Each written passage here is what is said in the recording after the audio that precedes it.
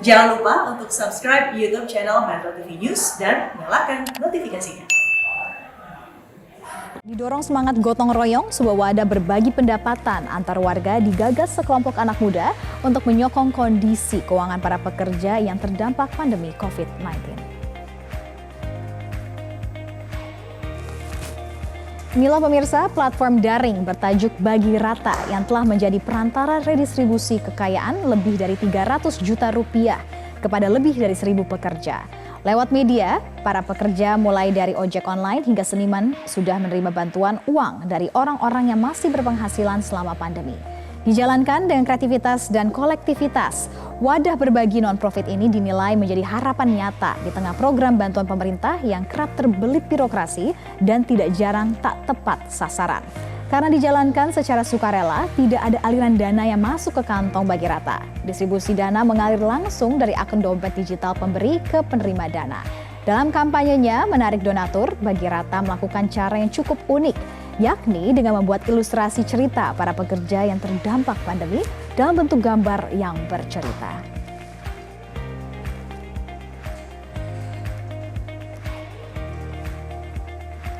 Dan untuk mengetahui seperti apa sih mekanisme dan skema redistribusi penghasilan Bagi Rata, sudah bergabung di studio melalui sambungan Zoom inisiator gerakan Bagi Rata, Lodi Andriani. Selamat pagi, Mas Lodi. Apa kabar, Mas Lodi? Selamat pagi, kabar baik? Nah, Mas Lodi, kita sudah lihat nih cuplikan seperti apa Bagi Rata. Tetapi bisa dijelaskan lebih lanjut sebenarnya apa itu Bagi Rata dan awal berdirinya seperti apa sih, Mas Lodi?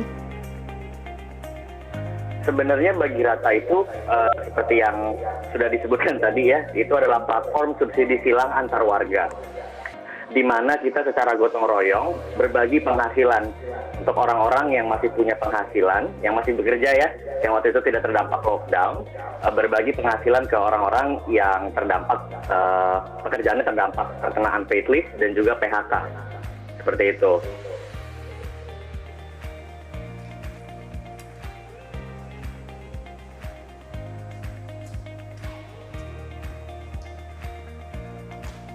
Jadinya kita mencoba membuat jaring pengaman kita sendiri untuk teman-teman gitu awalnya. Tapi lama-kelamaan mulai melebar meluas, jadi itu bisa dimanfaatkan oleh orang yang lebih banyak. Oke, bisa dijelaskan kembali Mas Lodi, tadi kita mengalami gangguan teknis, gangguan audio. Ini platform awalnya itu dari mana Mas Lodi? Media awalnya? Platformnya awalnya itu kita membuat gara-gara tidak ada jaringan pengaman sosial ya dari sektor bisnis ataupun pemerintah.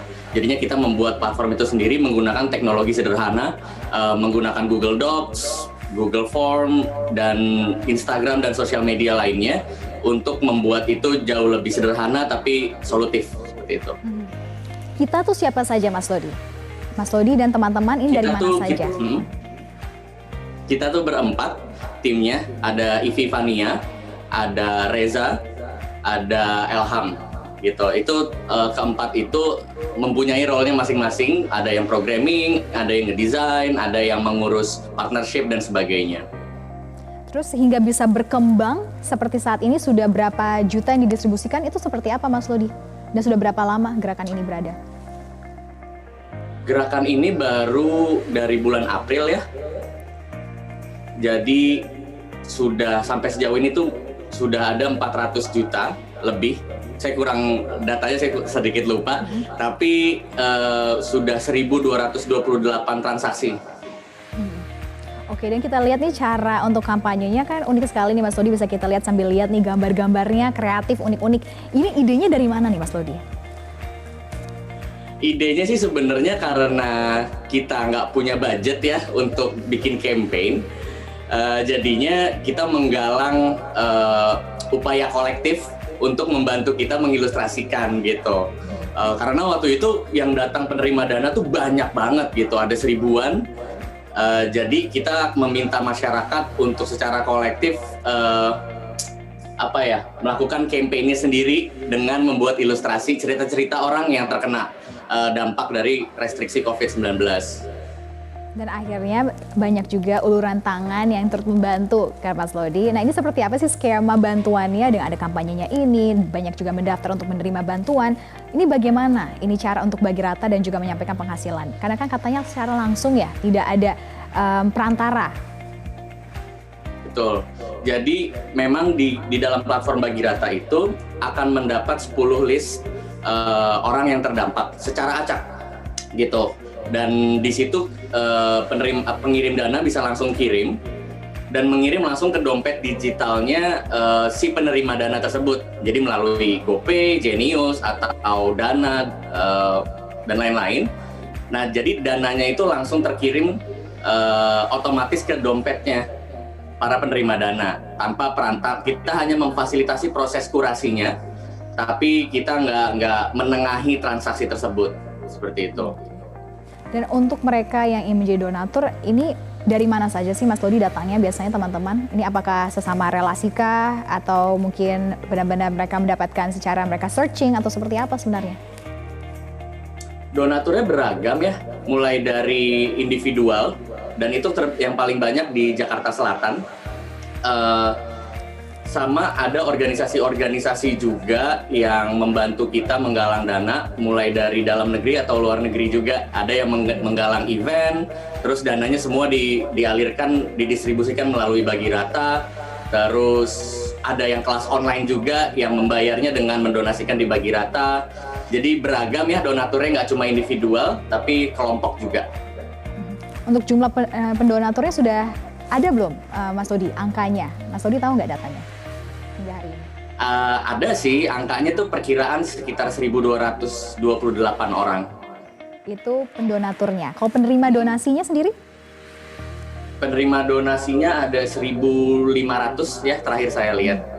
Oke, berarti sistemnya ini secara sekali saja kah atau secara rutin ini diberikan bantuan penghasilan dari donatur kepada penerima donasi? Karena ini kita bebaskan para donatur ya, mau dikirimnya kapan dan berapa banyak. Jadi kita nggak bisa memastikan apakah ini dikirimnya rutin atau enggak gitu. Tapi yang udah-udah yang kita lihat datanya, orang tuh ngirim kecil-kecil, tapi setiap hari 10.000, 5.000, 25.000 karena memangkas uang jajan kopinya waktu dia work from office gitu. Karena work from home banyak uang transport yang tersisa, jadi kita lihat datanya tuh sedikit-sedikit gitu, mulai dari 5.000, 50.000 sampai ada yang langsung 3 juta gitu. Jadi benar beragam ya Mas Lodi. Nah, tetapi untuk responnya sendiri, pastinya teman-teman juga banyak berkomunikasi dengan mereka penerima donasi. Ini bagaimana sih responnya mereka dengan adanya aksi Bagi Rata ini? Para penerima, mereka sih merasa terbantu ya pada dasarnya. Cuma kadang suka salah kaprah bahwa ini disangkanya bantuan langsung tunai seperti pemerintah gitu ya. Jadinya ekspektasinya mulai tinggi ya. Tapi sedangkan kita kan sebenarnya inisiatif warga, di mana kita nggak bisa memastikan aliran dana tersebut gitu. Jadinya, tapi kebanyakan yang menerima dana tuh beragam juga. Ada yang buat beli susu buat anaknya, ada yang untuk usaha jadi jualan pulsa, ada juga yang buat makan buat keluarganya. Jadi emang dana dari Bagi Rata tuh untuk mengganjel pemasukan harian gitu, bukan pemasukan yang besar kayak 3 jutaan gitu, tapi lebih mengganjel keseharian, daily expenses.